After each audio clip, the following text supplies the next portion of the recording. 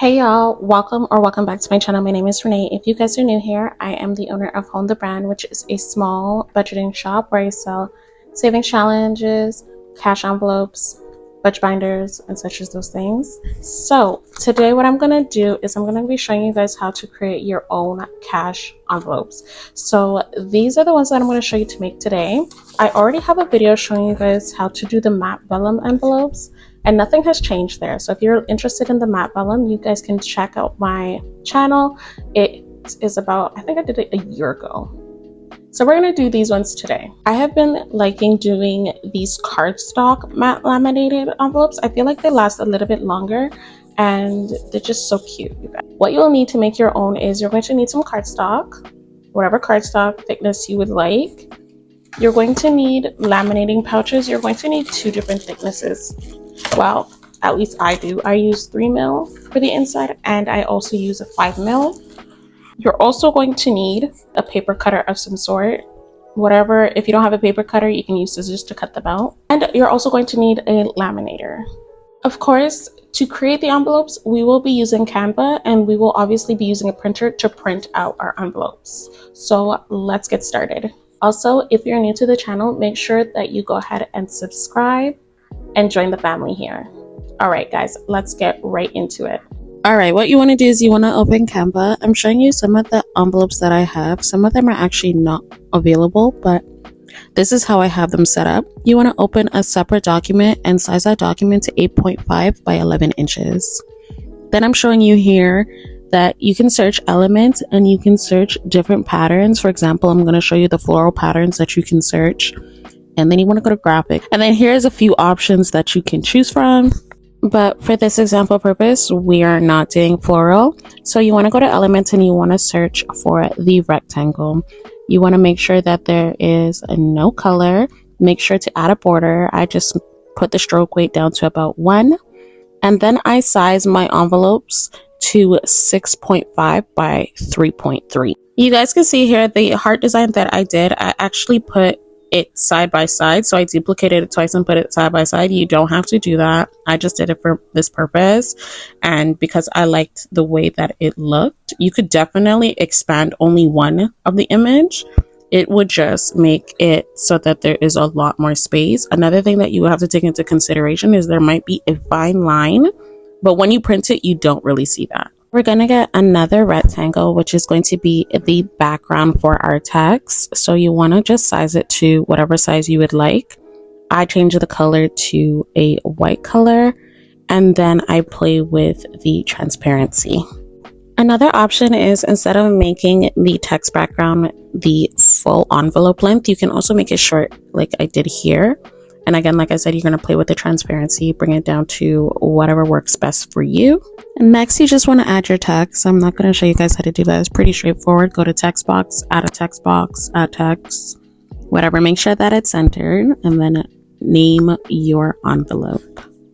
I like to select everything and then I'll duplicate it 2 more times because you can fit 3 envelopes on 1 page.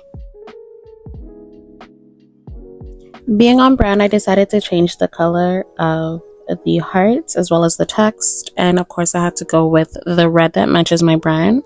Next, you want to go ahead and click share and download these as a PDF. Make sure to change it to CMYK for best printing. When you open it in Adobe, this is what it looks like. I did realize that this was coming out a little too dark, so I went ahead and I brightened up the color just a little bit. Make sure that you're printing everything, but make sure that you are selecting actual size and then print. When you've printed everything out, this is what it should look like. And now it's time to get your paper cutter, and we're going to cut out each one by one.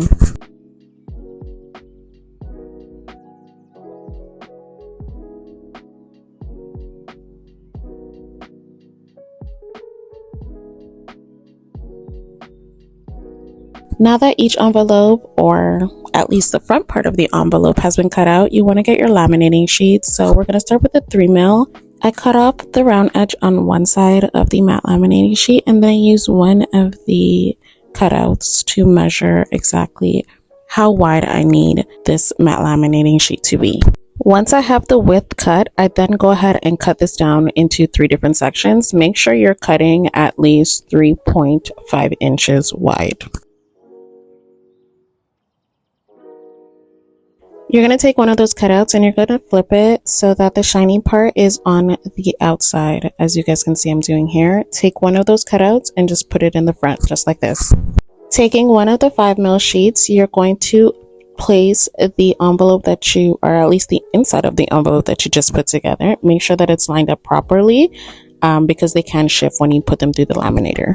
Another important tip here is make sure you're leaving enough space at the bottom of the envelope for the hole punch. If you weren't hole punching it, you didn't need to worry about the spacing, but I leave at least 0.5 of an inch space so that I can go ahead and hole punch it when I cut them out.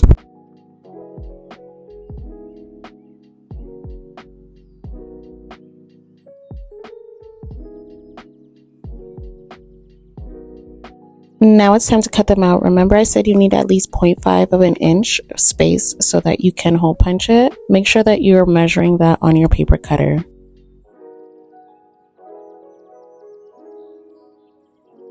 Now you need to make sure that you're cutting around the envelope. You don't want to leave too much space on these sides. I've been doing this quite a while, so I know exactly where to line it up just to cut off a little bit. You also don't want to cut off directly at the top of the envelope where the paper and the laminate meets, because you want to make sure there's a little bit there so it can seal the envelope and nothing separates. This is how it looks when it's done. Now it's time to hole punch. You can get this on Amazon. Mine is a little bit broken, but you want to make sure that you have it lined up perfectly because they can shift and ruin your envelopes. And lastly, I like to corner around the edges of my envelopes. This is obviously optional. It's definitely up to you and how you like to do it, but I just like the look that it gives. Once those are all done, I run them through the laminator at least 2 or 3 times just to make sure they are fully sealed and nothing separates.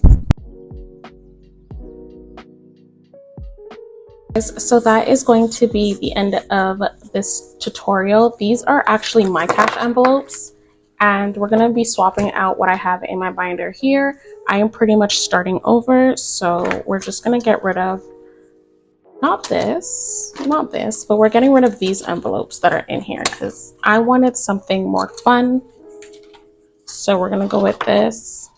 I have emergency, as you guys saw, Mama D, birthday, family fun, month ahead, and an iMac. If you guys watch my channel, you guys know I'm getting an iMac.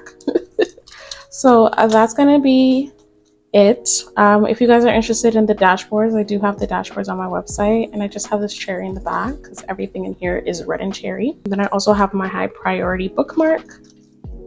I have my 2025 calendar in here, and then I'm going to have my envelopes. So yeah, I hope you guys enjoyed today's video. I hope you guys learned how to do your own cash envelopes. If not, you guys can check out my website. I can definitely make them for you. And once again, I hope you guys subscribe. Don't forget to like the video, leave a comment, and I'll see you guys in my next one. Bye.